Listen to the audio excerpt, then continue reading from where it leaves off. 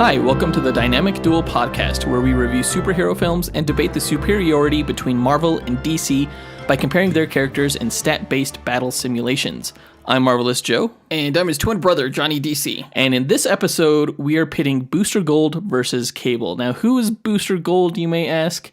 That's a good question. No one knows. He is the greatest hero that you've never heard of. I guess so. That's actually how he's billed. He's a DC character. He's a time-traveling character, just like Cable. He's somewhat tech-based, using future technology, just like Cable. So we thought this was a good matchup, and we decided to go with Cable at this point because he's a timely character.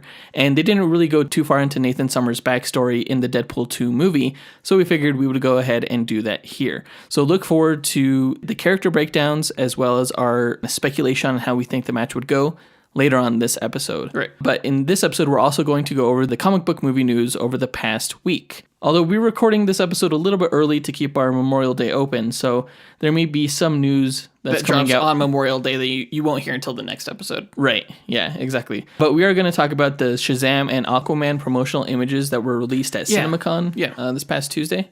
And we're also going to go over the Morbius the Living Vampire logline that was released by the studio, according to the hashtag show.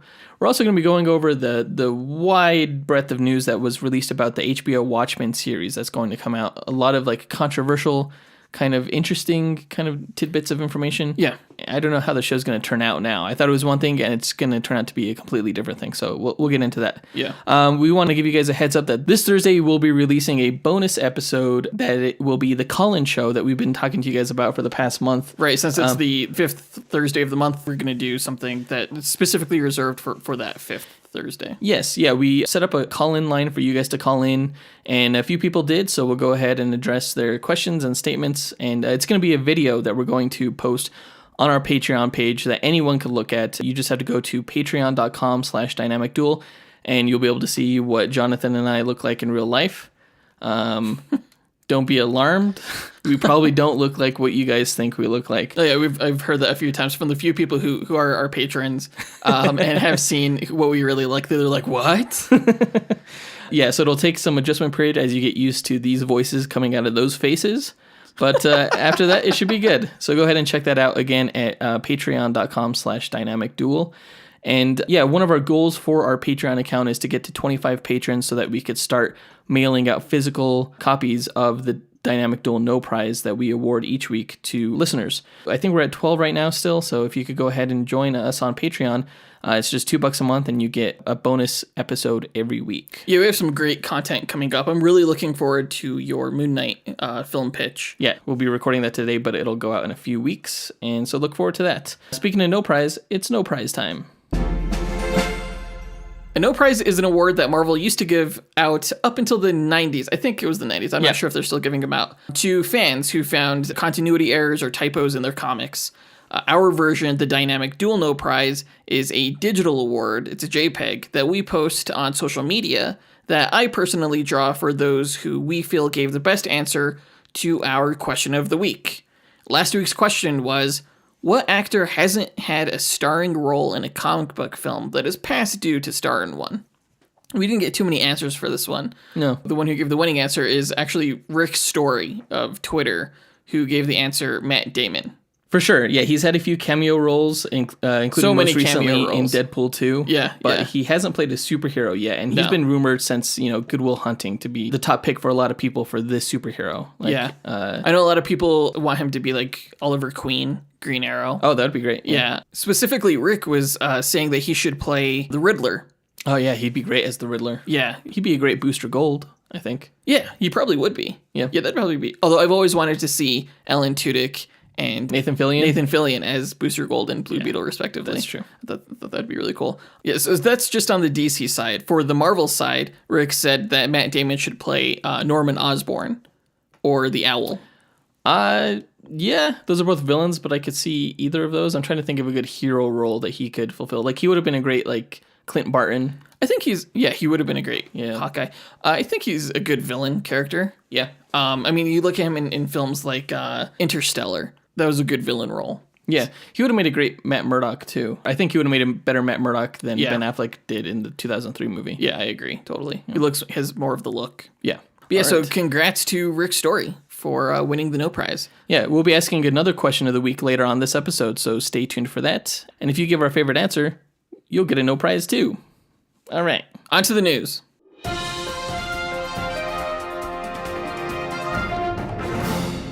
So last week during CinemaCon, CinemaCon is a time where studios can put out promotional imagery and items for potential like theater licensors. chains. Yeah, for theater chains, like toy companies to, get the licenses for these properties. Mm-hmm. So of course they have a bunch of promotional items like trailers and stuff like that we never get to see.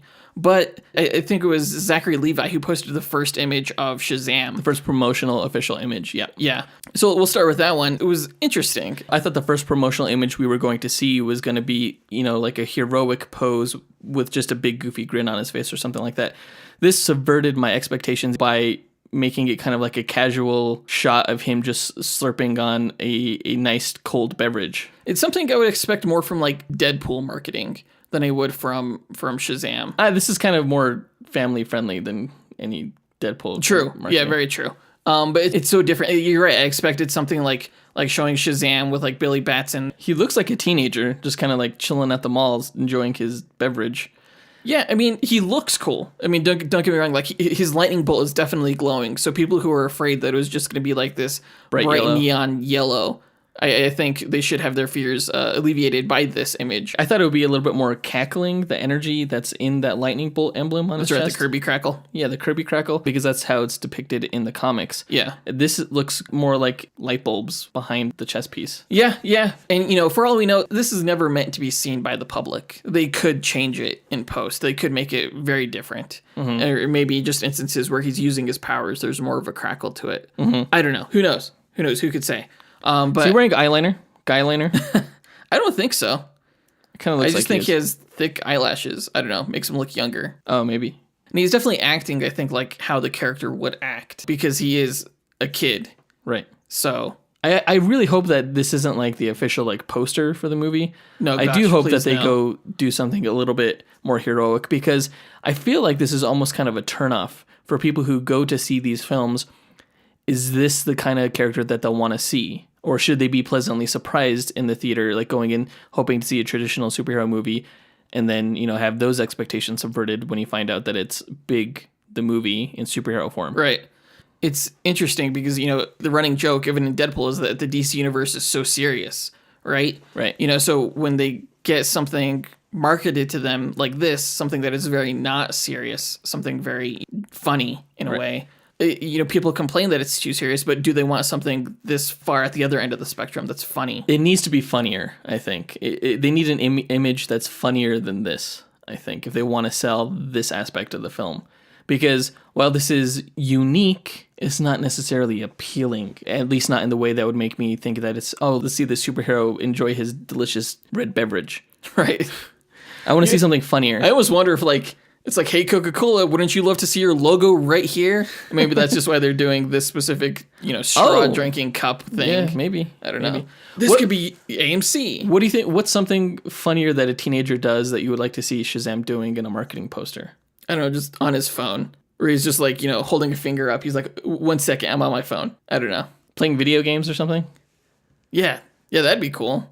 Yeah, I don't know. I love the heroic Shazam. To me, he's even in some ways more wholesome than Superman, so I just love that heroic aspect to him. It's funny that he could, do things like play video games and stuff like that, but for a poster, I don't necessarily want to see that. I'd rather see that than him slurping on this drink. Yeah. All right, on to Aquaman. The Aquaman much more serious in tone. So awesome. I really like that look.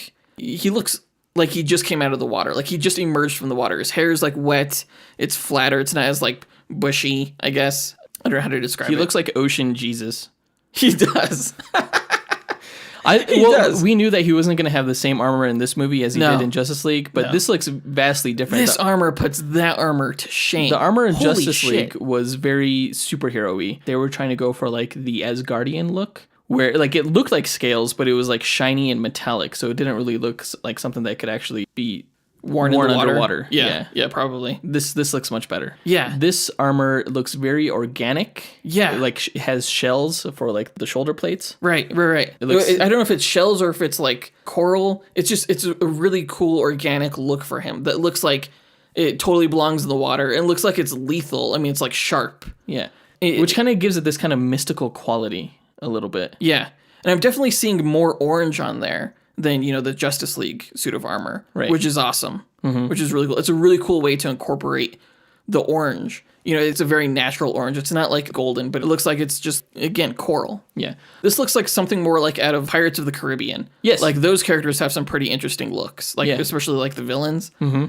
I'm really glad they went with this route. And it's an interesting way to differentiate him from the other characters in Justice League, who all kind of look like they kind of went to the same superhero tailor. They did, essentially, in a way. But this definitely makes him stand out. It's definitely unique, especially when he's side by side next to Shazam. He looks really good. It gives me really high hopes for the quality of the film. Yeah, I can't wait for that trailer. Yeah. So speaking of films in development, we got the official logline for Morbius the Living Vampire. Apparently this is still an ongoing project on behalf of Sony, who is trying to develop a kind of cinematic universe involving all of the adjacent Spider-Man characters. Right. So that includes the Venom movie that's coming out in October. That includes this Silver and Black movie that's hopefully never being made. And it also includes this Morbius movie, which actually I'm probably most interested in out of all of them. Yeah, because this is the one where I don't mind if this is its own separate thing. Right, because Venom is so much, I equate so Spider-Man. much with Spider-Man, but Morbius not so much. I equate him more along with teaming up with Blade and stuff like that than being a Spider-Man villain, even though he has done that.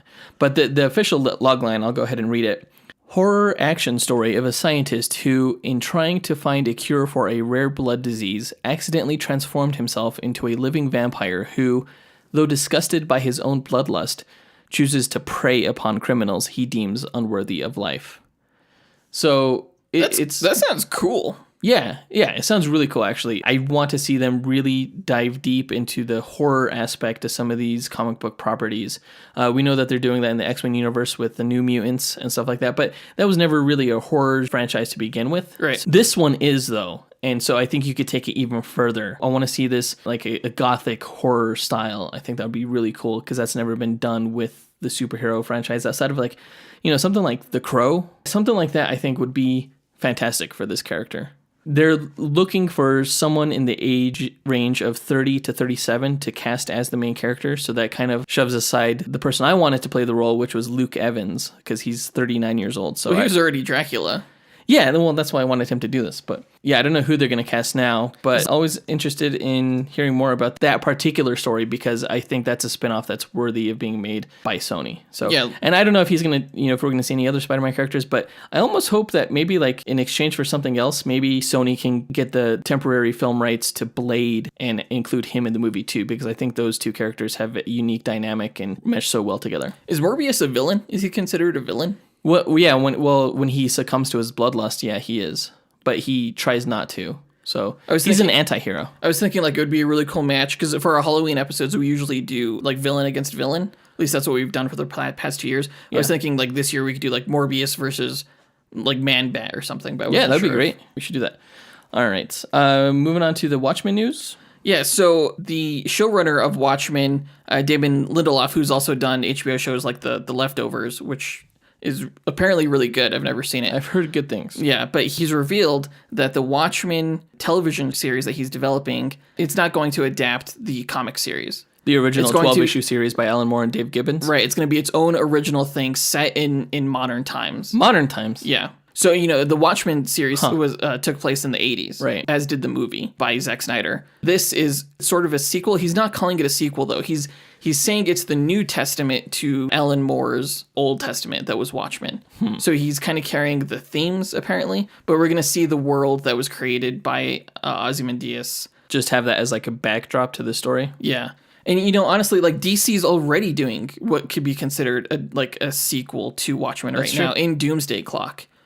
And that comic is fantastic, but I don't think you could adapt it yet to a movie. It's a really good story, so I'm really wondering how this fits. Like we were mentioning in the last episode, this isn't necessarily anything I asked for, you know? This original Watchmen story? in the letter that Damon Lindelof wrote to the fans, like, it was a really good letter. Like, he was mentioning how he's been approached several times to adapt a Watchmen television series, and he's basically said no, because Alan Moore wouldn't want that. And he's such a huge fan of the comic, and his dad was such a huge fan of the comic. He was telling a story of, like, how his dad spent, like, $30 to buy early scripts from back, like, in the late 80s, early 90s of the Watchmen movie that they wanted to make. And he was just like, it was just horrendous. Like, they were fighting. The final battle was supposed to take place at, like, the Statue of Liberty or something like that. Yeah, it was just ridiculous. And so he's, been saying that, like, he's always had this apprehension to adapting Watchmen because things like that happened. There's studio involvement. He was telling a story of how when they initially asked him to adapt Watchmen to a series, his answer was basically, no, just, it doesn't need to be adapted. Just let sleeping dogs lie with tired tread over burst stomach. And then, like, the studio executive was like, what? What does that mean? And then later on, he was saying, I don't want to adapt it, again, as I mentioned earlier, because Alan Moore said he doesn't want that. And then another studio executive was like, well, who's Alan Moore? What? Yes. Oh, my God. So they're approaching, filmmakers with these properties they don't know anything about. Yeah. So that's always been his apprehension. So he's definitely a fan of the comic. And so I understand why he's doing it. Again, I just don't know if I'm interested in it. Well, it sounds like his heart is in the right place, at least. I do think that in the world of Watchmen, there are certainly more tales to be told. Yeah. And they sort of did that with Before Watchmen as well. Yeah. I mean, I'm all for a good story. If they're able to do that, that's fine. I'm not, like, unhappy with this. If it was anyone other than Damon Lindelof, I might be. I'm just, I don't know. I don't know how to feel about it yet. The cast... Cautiously optimistic. Yeah, the cast so far is shaping up pretty well. Oh, yeah? The starring role is going to Regina King, who was a part of The Leftovers. Okay. She was also in American Crime. And then there's also Don Johnson, who you may know Vice from guy. Miami Vice or Django Unchained. Tim Blake Nelson, who is in The Incredible Hulk. Leader. Yeah. Yeah. It's also going to have Academy Award winner Louis Gossett Jr., which is pretty cool. Gossett Jr. was in the Punisher movie, if I remember. Oh, really? Yeah, he was like the detective in the 1989 Punisher movie with Dolph Lundgren. Oh. He was the detective who was trying to find the Punisher. Well, they have a really commendable cast. Yeah, there's a few other names, Adelaide Clemens and Andrew Howard. I'm not sure who they are. But, it looks like it's going to be a good cast. And because it's on HBO, I'm sure it's going to be fantastic. All right, I think that brings us to our question of the week. Who is your favorite original character that didn't make their debut in the comics, but rather in a DC or Marvel television series or film? So we're looking for original characters from the TV shows or the films that you think were the best. Go ahead and post your answer to our Instagram, Twitter, Facebook, or email us at dynamicduelpodcast@gmail.com. We'll pick our favorite answer and draw that person a Dynamic Duel No Prize that we'll post to social media next week. And I think that does it for the news. So let's get on to the Booster Gold versus Cable. All right.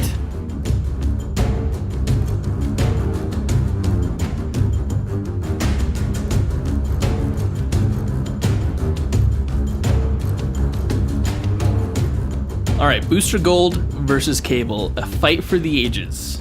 I think it'll be a good fight. I like this fight because the characters are not similar whatsoever, but they have a lot of similarities, if that makes sense. Like, no, it doesn't.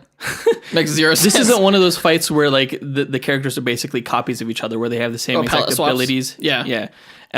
These two characters have very different powers, very different personalities, very different everything. Very different personalities. But what they have in common is that they're both from the future, they both employ future tech, and they both generally can accomplish the same objectives with the power set that they have. And even their tech is somewhat similar. I mean, they both have force fields, they both, shoot lasers. Right. So there's a lot of similarities there that people may not have realized. Right.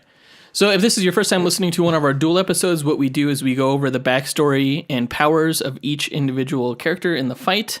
And then what we do is we speculate on how we think a fight between those two characters would go.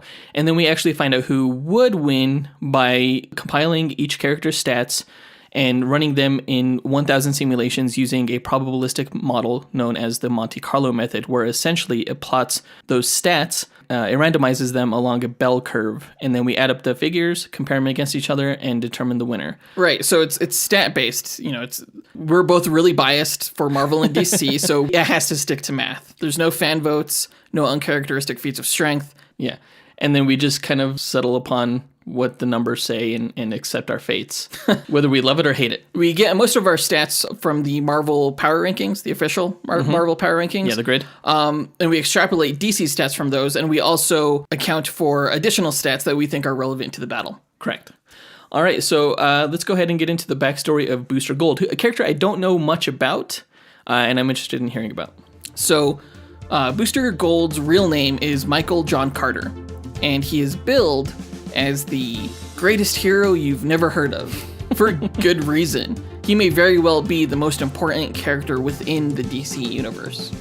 What? Yeah, so born in the 25th century Gotham City, Michael's father, Jonar, was a gambling addict who abandoned Michael and his twin sister Michelle when they were just 4 years old, leaving their mother with a massive gambling debt that would leave their family in financial struggle for decades. Michael earned the nickname Booster because he was always looking for ways to make a quick buck. The nickname stayed with him even into college, where he became a star football player for Gotham University, with the potential to make it to the professional leagues.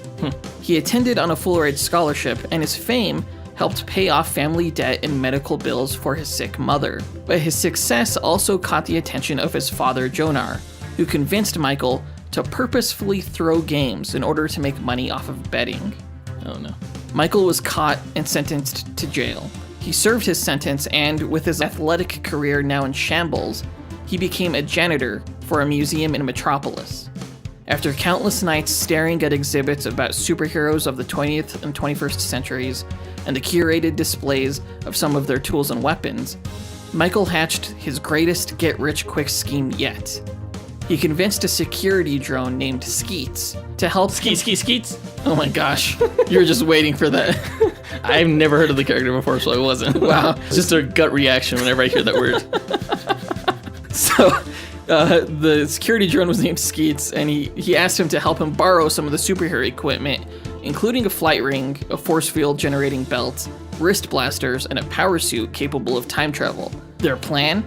Travel to the 20th century, become the greatest heroes the world has ever known, and cash in on their success. And it worked, initially. With Skeet's internal database of historical events, they were able to be in the right location at the right time to save the day.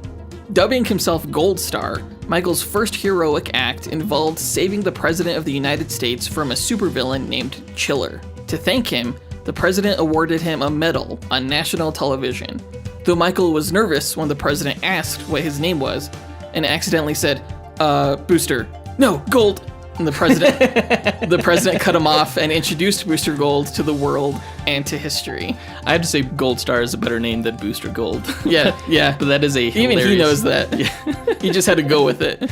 Yeah. He didn't want to embarrass the president. Yeah. So in the limelight, Booster was on his way to becoming rich and famous, though he was swindled out of his money by an agent that he had hired, a publicity agent.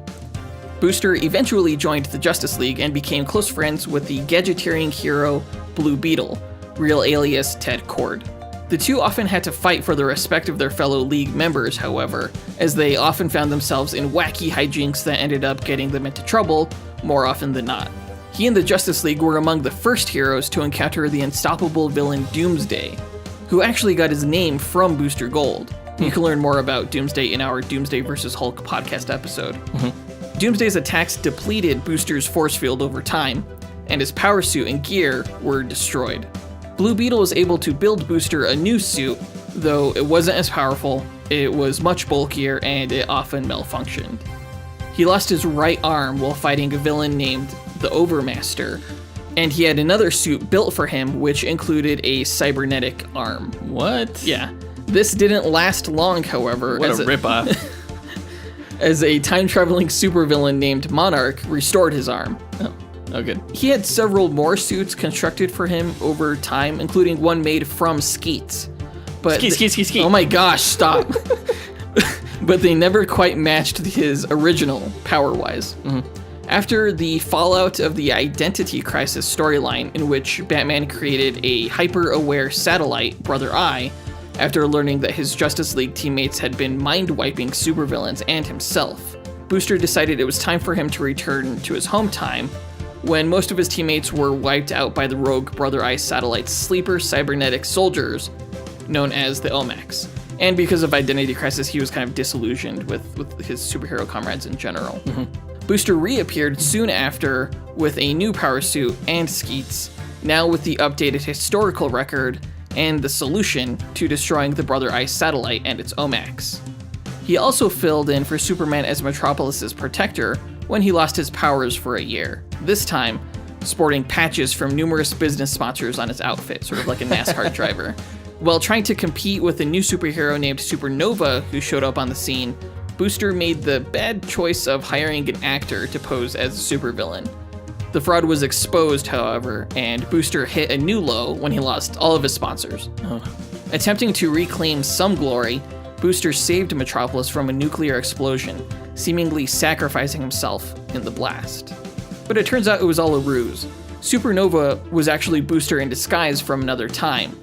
The charade was put on with the help from the time traveler Rip Hunter, and it was all done in order to help stop Mr. Mind, who had taken control of Skeets, from consuming the newly established 52 DC universes, which Booster had discovered. So Booster Gold maintained his petty cash-grabbing facade in order to continue his mission of protecting the multiversal timelines with Rip Hunter and fulfill his destiny as the greatest Time Master to ever exist, whose exploits can never be known in order to prevent other time travelers from interfering. It was also to protect his family, including Rip Hunter, who was revealed to be Booster's son. From their base that existed outside of time and space, known as the Vanishing Point, Booster went on countless adventures, keeping the timelines of other important superhero histories intact. So he doesn't want to make himself too popular because he's afraid that other time travelers will come after him? Yeah, it's kind of ironic in that, like, he became a superhero for the success, but he has this arc where he kind of has to go counter to that. He can't be a success, otherwise his mission will be a failure. It's kind of interesting. He's had an interesting arc. So Booster and Rip were among the few to survive the flashpoint that irrevocably altered space-time. Booster's powers became unstable, and he began spontaneously transporting throughout different timelines across the multiverse and aging rapidly. The Booster Gold from the New 52's Prime universe was recruited by Rip to help his father, and they managed to return the original Booster Gold to the Vanishing Point, at which point Booster's chronal affliction evolved him into the new Wave Rider. What is chronal affliction? Oh, it's the disease that's making him age? Yeah. Okay. Yes, so he became the new Wave Rider, who is a being capable of perceiving all of time and time traveling freely without consequence. The Prime version of Booster Gold has taken up the mantle as the protector of the timelines, and is rumored to play a major role in dealing with Dr. Manhattan's reality alterations in the Rebirth era. Interesting. Yeah, so... Sounds complicated. It is. Time travel always is. Yeah, same with Cable. So. But power-wise, Booster Gold has no innate supernatural abilities. His powers stem from his equipment, which typically includes a Legion flight ring, allowing him to fly, a force field generator, which he can also use to entrap individuals or objects, or move them like a tractor beam. He has wrist blasters, which can fire powerful energy beams, and a power suit that not only grants him super strength, enhanced durability, and the ability to time travel, but it also has goggles and other features that essentially grant him enhanced senses, including the ability to see throughout the electromagnetic spectrum. How strong is he? It varies. I've heard anything between 20 tons to 200 tons. What? Yeah, that's a big difference. And he's had various suits throughout the years, so that might be the reason for that difference. But yeah, in his most recent suit, he did carry a 747 plane. Oh, wow. So he's pretty strong. All right. But I would say he's more durable than strong, if anything. He relies more on his force field most of the time.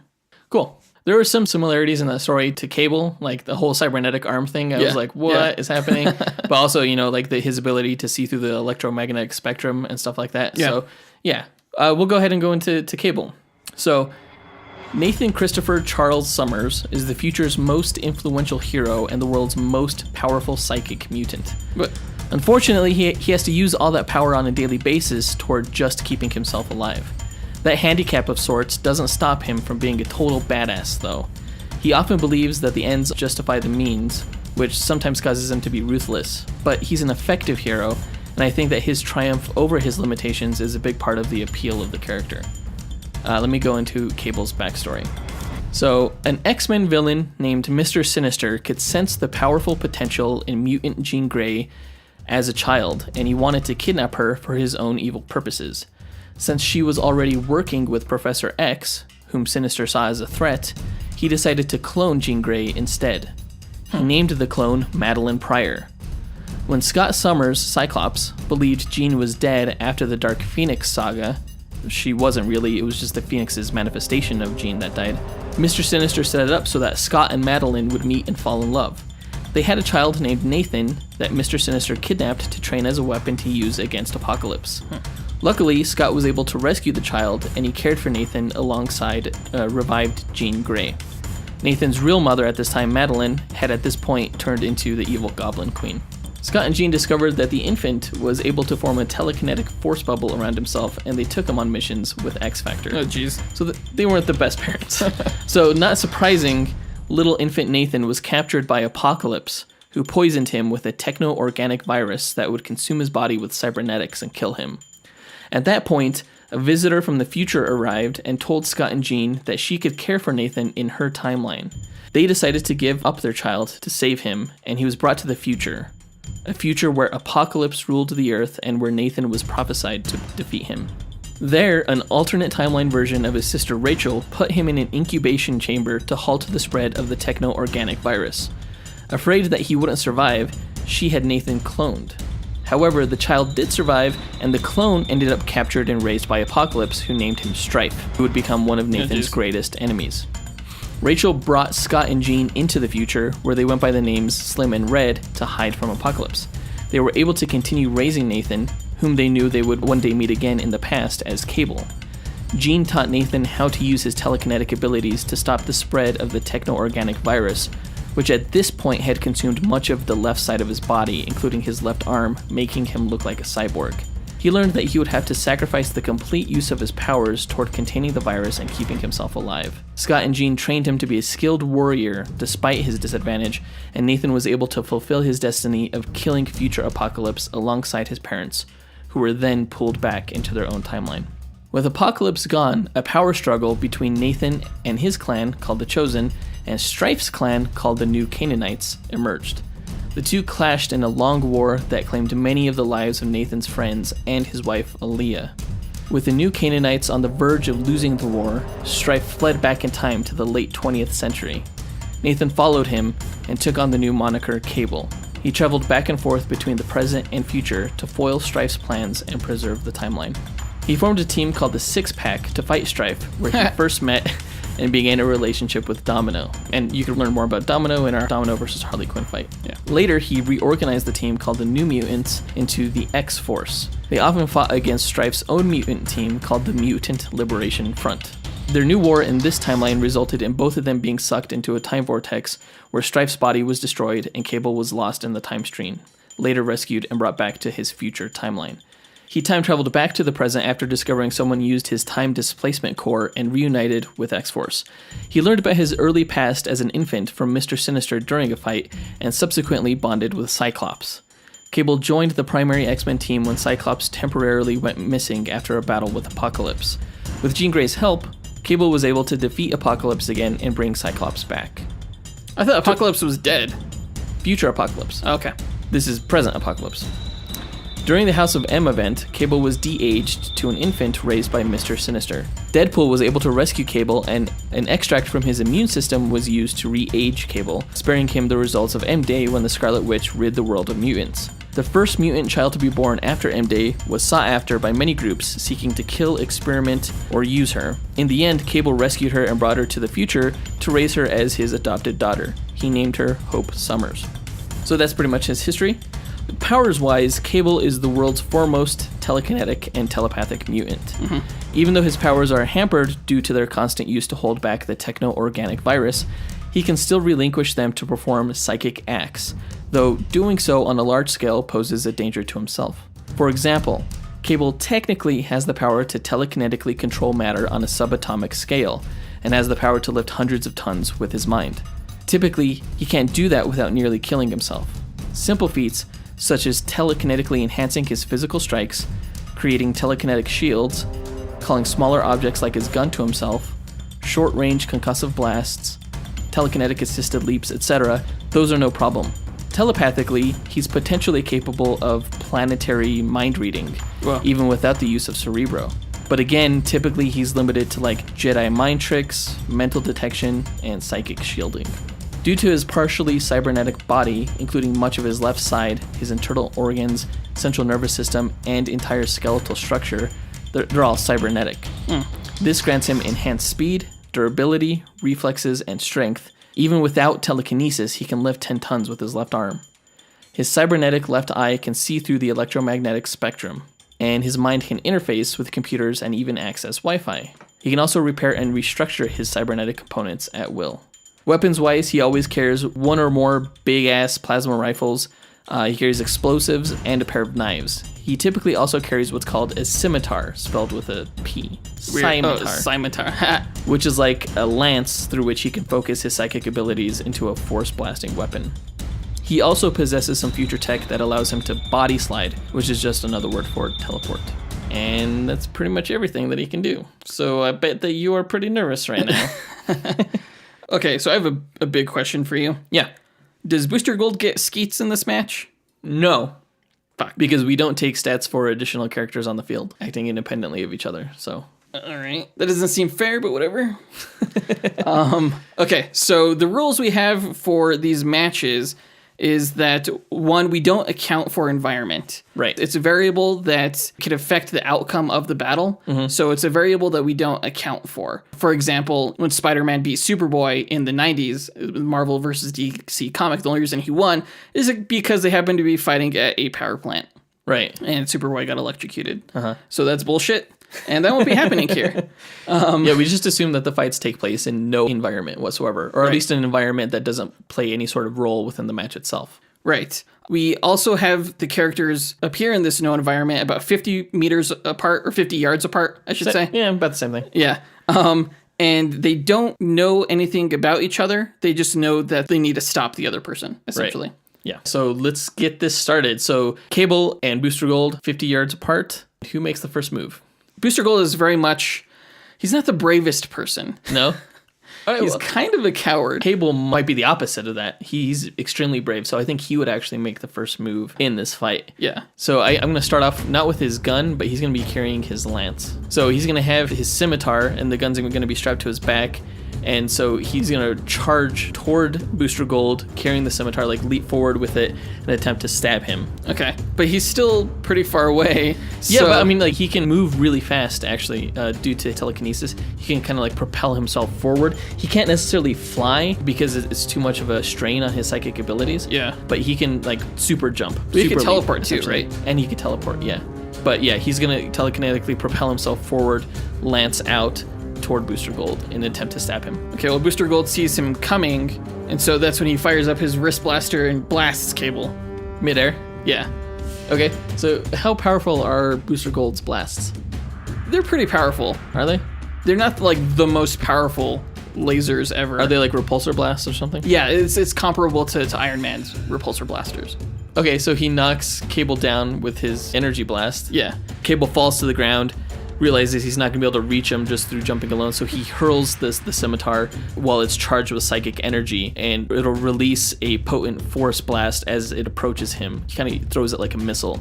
So as it's flying toward Booster Gold, as it approaches him, A, it's either going to stab him, or B, it's going to explode and kill him. Or C, Booster Gold sees it coming, activates his force field. His force field is always on. It's not always like an energy bubble. It's just always around him, and it's clear. But he could expand it to become like a bubble. So it's always on him.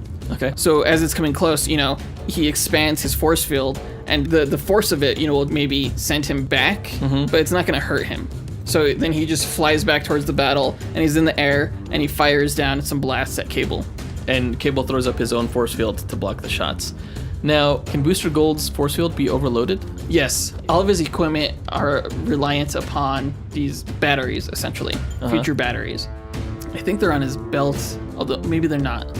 I think originally they were on his belt, but like currently in the comics, like it's a skin tight suit. So, although I bet you that Cable during the match thus far, through his electromagnetic spectrum visibility, he's able to scan the suit and determine the location of those batteries just through their variance within the spectrum. Oh, okay. Okay, so, as he's scanning him, Booster Gold was scanning him too, and was scanning that, what was Cable's weakness? Cable doesn't have a weakness, except his own techno-organic virus. He was just scanning his metal his body.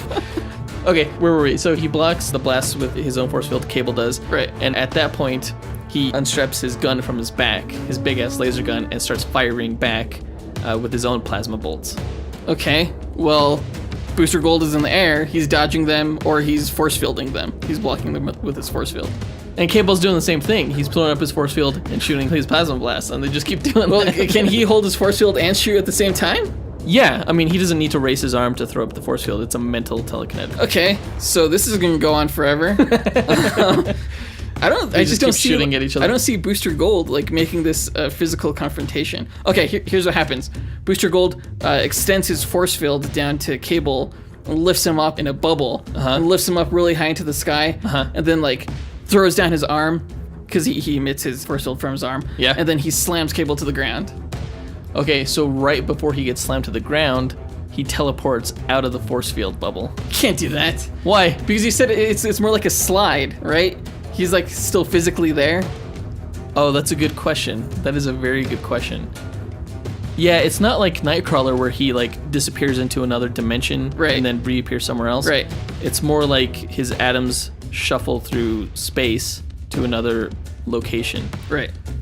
Although I think I've seen him teleport through a barrier because his atoms could go so small, probably, that they slip through that force field. If they could go through the force field, they would. No, his force fields are airtight.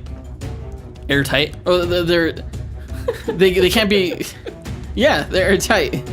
Okay, so he gets slammed to the ground.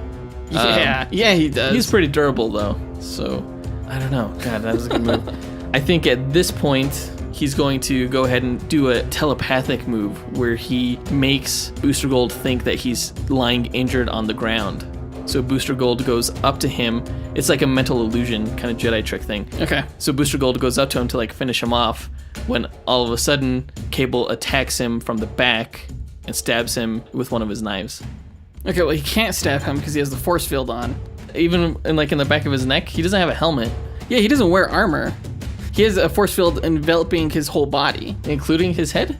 Yeah. Oh, shit. Did you think it was just over his chest? No, it's over his entire body. Okay, so he tries to stab him in the back of the neck, and it ends up not working because he realizes that the force field goes around his entire body. Yeah. Although he probably would have known that already because he could see the force field on the electromagnetic spectrum. Yep. So I'm an idiot.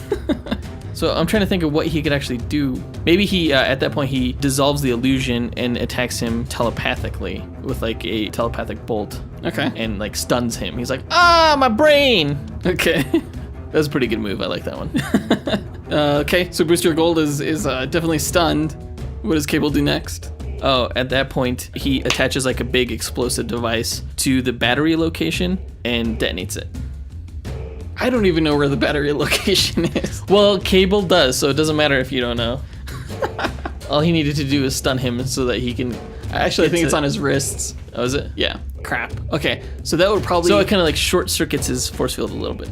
Yeah. Oh, well, okay, so I mean, if you take out one wrist, then that's just taking out half his power supply. Okay. All right, so... Shit. Yeah. I don't know if I like where this is going. What is Booster Gold gonna do? Okay, so Booster Gold cranks up his one remaining blaster to full power, and he tries to weld off Cable's arm because he's holding down the trigger, so it's one constant beam. It's not just a blast, but it's a constant beam. And he's just going right through Cable's arm. What is Cable's metal arm made of? Cybernetics. Okay, cool. It's going right through that metal. Right through that fucking metal. What is Cable doing while this is happening? He's just gonna let him? He's like, oh, my arm. I'm just standing here. I can't believe this is happening. Yeah, I don't think that's gonna happen. I think at that point he's been hit 3 or 4 times now. Yeah. So he's pretty badly damaged. He may have exhausted a lot of his psychic potential. Has he? I don't know. It's if one he, person. If he uses it too much too often, he'll pass out.